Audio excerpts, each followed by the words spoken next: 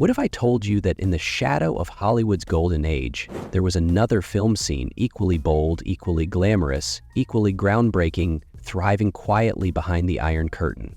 While the West was idolizing names like Audrey Hepburn and James Dean, Poland was building its own constellation of screen legends, icons whose faces were known across every household in Warsaw, Krakow, and Lodz, yet whose names were barely whispered beyond Central Europe. These stars had the charisma, the elegance, and the emotional gravity to rival the biggest names in Hollywood. And yet, political borders, limited distribution, and Cold War tensions meant their legacies remained trapped behind the Iron Curtain. This video is a tribute to them, to the actors and actresses who lit up Poland's silver screens in the 1950s, shaped the country's cinematic identity. If you're passionate about uncovering untold stories and cinematic treasures, make sure to subscribe. And if you find this journey worthwhile, consider joining our channel membership to help us keep these hidden histories alive. Let's begin with Lucyna Winnicka, a woman whose eyes seem to carry the weight of centuries.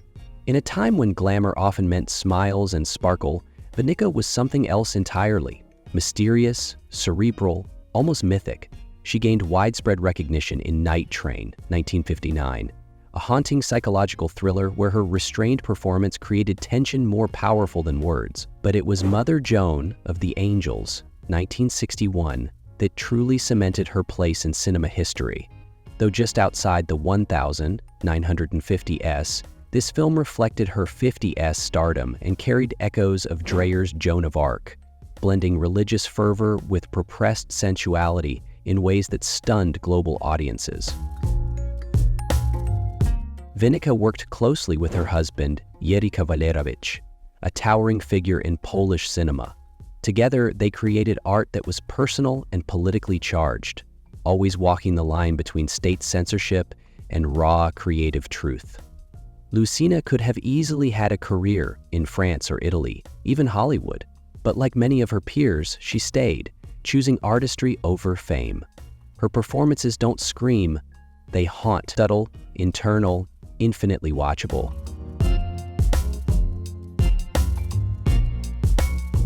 Now imagine Poland's version of James Dean, not an imitation, but a kindred spirit. That was Zbigniew Sabolski. He became the face of Poland's post-war youth, disillusioned, restless, searching for meaning in a world rebuilt from rubble. In Ashes and Diamonds, 1958, directed by Andrzej Wajda, Sabolski gave a performance that still burns decades later. With his sunglasses, tousled hair, and smoldering intensity, he captured the existential dread of a generation torn between past loyalties and future uncertainties. But Sabolski was more than a screen rebel. He brought method acting into Polish cinema, favoring improvisation, broken rhythm, and vulnerability. He often played characters caught in moral dilemmas, struggling not with external villains, but with the consequences of their own choices. Tragically, like Dean, Sabolski died young, in a train accident at just 39. But in that short time, he became a symbol of both promise and loss. His legend only grew after his death.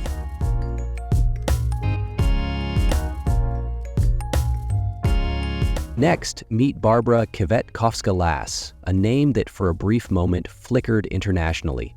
She first appeared in Eva Wants to Sleep, 1958, a light-hearted, visually inventive comedy that still holds up today. Lass possessed a disarming blend of innocence and charm, reminiscent of Audrey Hepburn. But her journey didn't end in Poland. She soon transitioned into German and Italian cinema, carving out a niche as a European starlet with real acting chops. She married Roman Polanski early in his career, though the marriage didn't last. What's fascinating about Lass is how she managed to transcend the Eastern Bloc to a degree very few did. Her beauty opened doors, but it was her intelligence and presence that kept them open. And yet, her name rarely appears in Western retrospectives of the era. She was proof that the Iron Curtain couldn't completely dim a star's light. It could only redirect it into different corners of the world.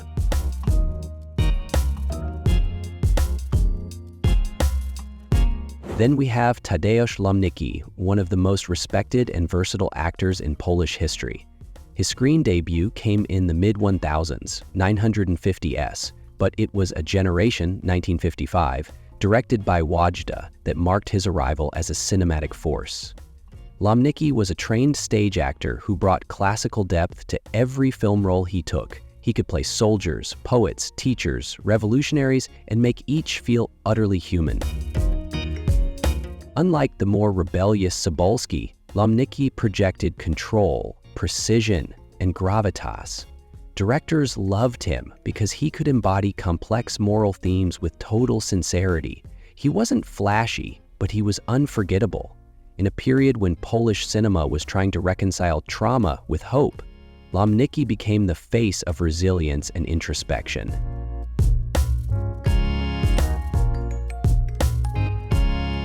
Let's turn to Alexandra Slaska, an actress of extraordinary discipline and intellect. Her career spanned decades, but in the 9,950s, she was already making waves. Known for her roles in films like The Last Stage and later Passenger, Slaska often played women navigating extraordinary circumstances.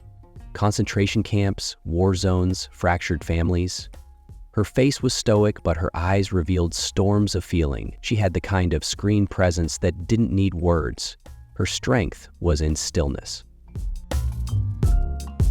Slaska's performances pushed boundaries, not with nudity or violence, but with psychological depth.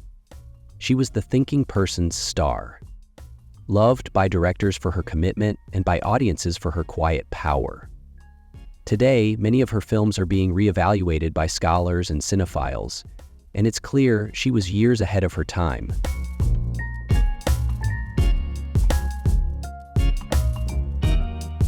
Lastly, we must talk about Gustaf Holbeck, the philosopher of Polish film.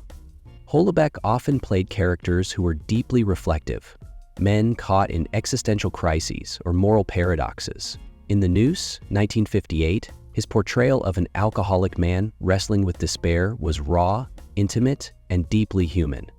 It was one of the earliest Polish films to tackle addiction not as a plot device, but as a profound internal struggle. Holubek wasn't just an actor, he was a cultural thinker.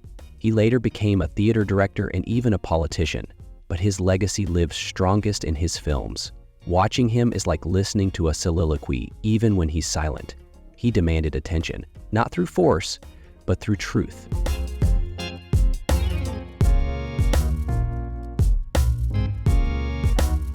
The truth is, they were never truly forgotten. They were just never fully known. The Cold War created a wall not just of politics, but of culture. Distribution of Polish films was limited, subtitles were rare, and while France and Italy enjoyed their cinematic golden ages on the world stage, Poland's masterpiece makers were speaking to a more limited, often censored audience. Still, they made art that transcended those boundaries. Now in the digital age, we have a rare opportunity to rediscover these icons.